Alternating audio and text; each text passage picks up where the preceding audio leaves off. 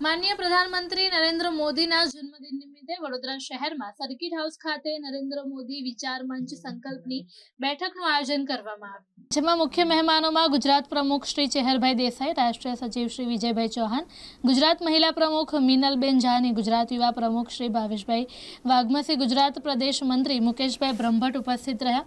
ભારતમાં સૌપ્રથમવાર એક અનોખી રીતે મોદી સાહેબના જન્મદિનની ઉજવણી કરવામાં આવી કે આ બેઠકમાં ગુજરાતના 7 તાલુકા જિલ્લાના પદાધિકારીઓએ હાથમાં પવિત્ર તુલસી માતાની સાક્ષીએ મોદી સાહેબ માટે અને દેશ માટે પોતાના તન, મન અને ધનથી સેવા આપવાનો સંકલ્પ લીધો।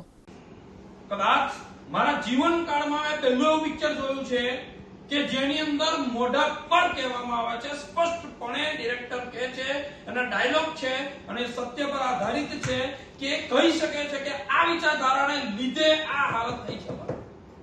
આજ સુધી કોઈ ડિરેક્ટરે બતાવવાની તાકાત નથી। તો ધ બંગાળ ફાઇલ ન હોય તો ગલ્લો તોડીને પણ જો, કારણ કે જો આ હાલતમાં હશે તો આપણું ભવિષ્ય છે।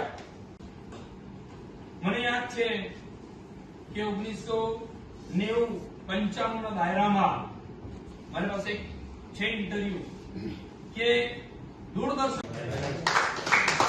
તો આ હિન્દુ સમ્રાટને અને ભારતની અંદર ગુજરાતના સિંહને આજે જ્યારે જન્મદિવસ છે તો એ જન્મદિવસ માટે આપણે એમને જે સમર્પણ કરવું છે એના માટેની આજની આ સંકલ્પ મીટિંગ જ્યાં કાર્યકર્તા નહીં પણ પદાધિકારી, તાલુકા મંત્રી, તાલુકા પ્રમુખ, જિલ્લા પ્રમુખ બધા જ લોકો ભેગા થયા છે અને એટલા માટે દરેકના ટેબલ આગળ ટેગ માર્યો છે। कार्यकर्ता हमारे आदरणीय मोदी जी के साथ मां भारती के सेवक के रूप में सक्रिय रूप से योगदान देंगे। हम हर भारतीय को भारत भूमि के लिए एक जागरूक नागरिक बनाने की कोशिश अभियान से लेकर स्वदेशी अपनाओ अभियान तक के सभी कदम को हर भारतवासी तक बनाने में हम हर कदम पर करने के लिए हम आगे आएंगे। हम मोदी जी के આજના દિન મતલબ કે મોદી સાહેબની જન્મતિથિ હોય અને મંચ પરિવાર તરફથી એક વિશેષ ગિફ્ટ એની સાથે કે એવી રીતે આપી શું શકીએ મોદી સાહેબને, તો પ્રધાનમંત્રી છે તો એમને શું આપી શકીએ, તો માણસ પાસે સૌથી કિંમતી અને સૌથી મૂલ્યવાન એનો સમય છે અને એના વચન છે।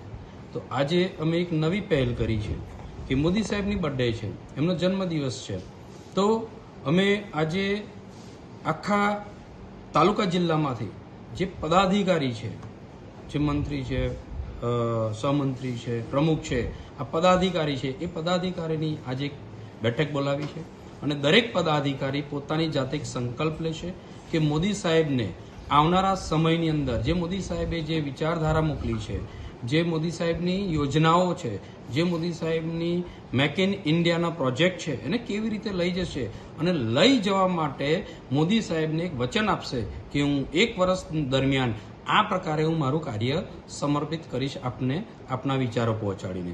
અને આનો રેકોર્ડ અમે હેડક્વાર્ટરમાં રાખીશું અને આખા વર્ષ દરમિયાન એ જે પણ કાર્ય કરે છે એના પિક અને વિડીયો રાખી અને એક બંચ બનાવી અને અમે હેડક્વાર્ટર દિલ્હી અને મોકલીશું।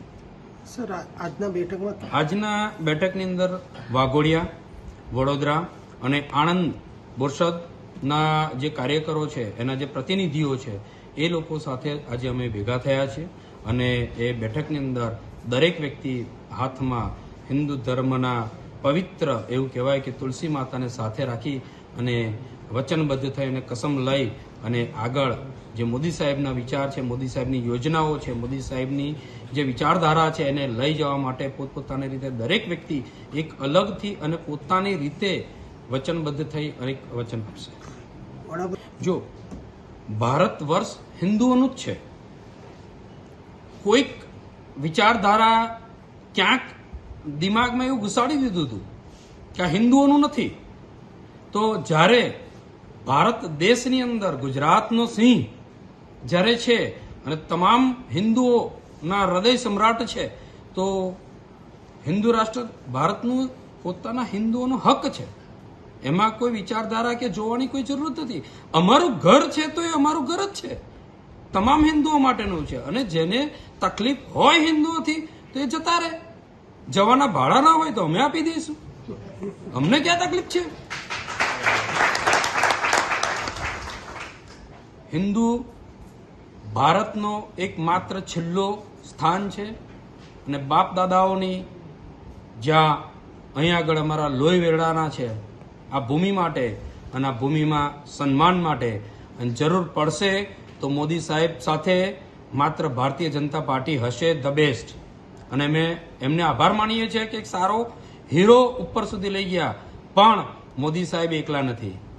મોદી સાહેબ સાથે એક બહુ જ મોટો વર્ગ છે જે પોતાનું, જેને કોઈ પેકેજની કે કોઈ સત્તાની જરૂર નથી.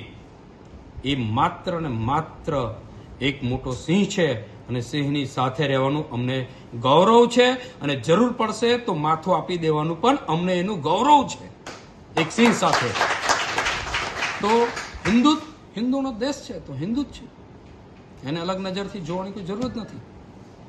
Yes.